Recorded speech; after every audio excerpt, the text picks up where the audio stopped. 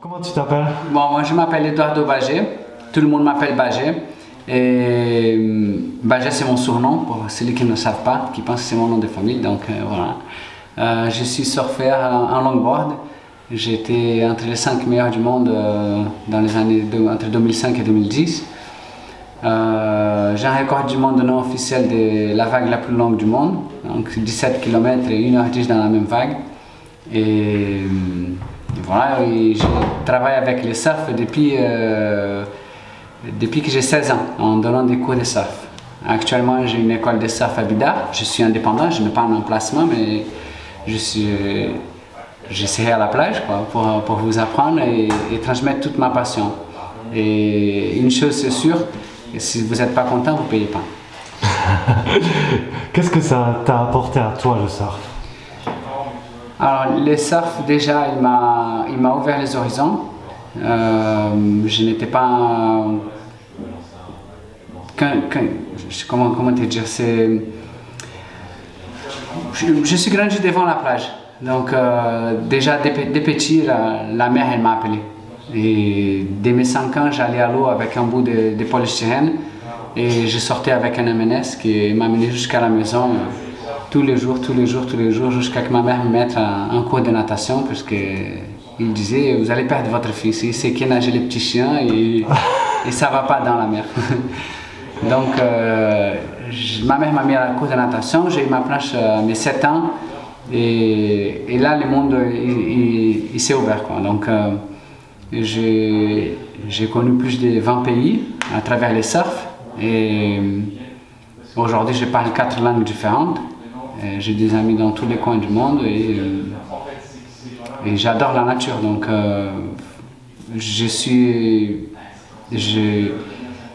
j'adore la nature et je suis un protecteur de la nature parce que je vis dans la nature. Pas que dans les sports, mais aussi dans la vie, quoi. Le surf, ce qu'il a apporté, c'est qu'il te fait comprendre que tu utilises la nature, mais non seulement pour s'amuser. Donc tu peux aussi faire de ta vie la nature et que nous on vit, notre maison elle est posée dans la nature. Donc il faut qu'on fasse attention à la totalité de la planète. À l'équilibre. Oui. C'est plus dur à avoir au premier cours de surf, l'équilibre, non? Pour les cours de surf, oui. Non, je ne dirais pas que c'est dur à trouver l'équilibre. Ce qui est le plus dur, c'est avoir une consistance et de venir plusieurs fois pour pouvoir évoluer donc, dans la technique du surf.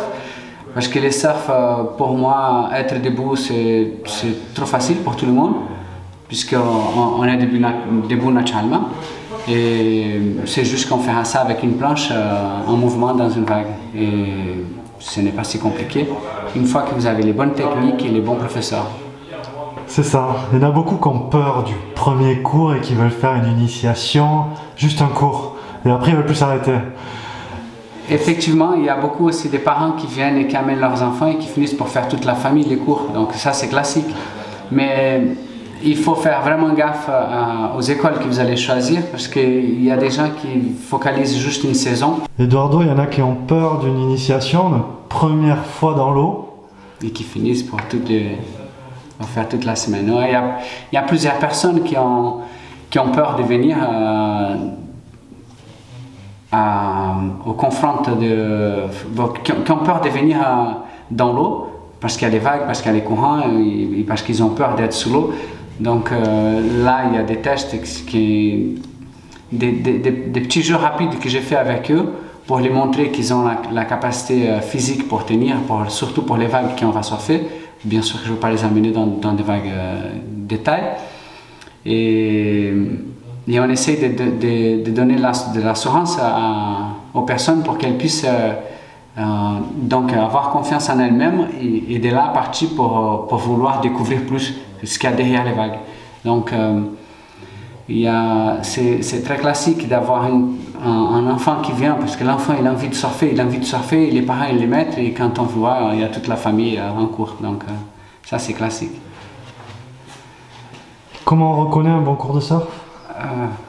Alors un bon cours de surf, on reconnaît déjà quand tu vois que les profs, le seul moment où il va surfer c'est quand tous ses élèves sont en bas. C'est-à-dire tous les élèves ils ont pris des vagues et là les profs ils vont prendre une vague. Là les élèves ils ont l'opportunité de voir comment ça surfe un surfeur, un vrai surfeur, donc un prof.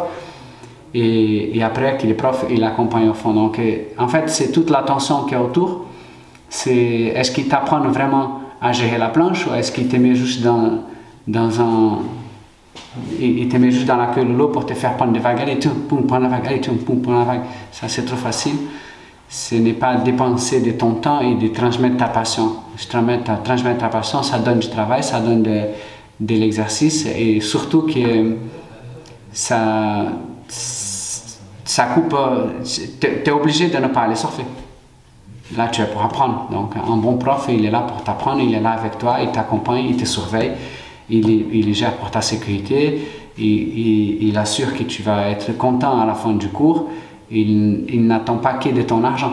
Bien sûr que son travail c'est pour avoir l'argent, mais la première chose qu'on cherche, c'est de transmettre notre passion. Donc, transmettre aux gens ce qu'on aime faire et pourquoi on devient prof de surf. Si on devient prof de surf que pour l'argent, tu es dans le mauvais boulot. Passe à une autre chose.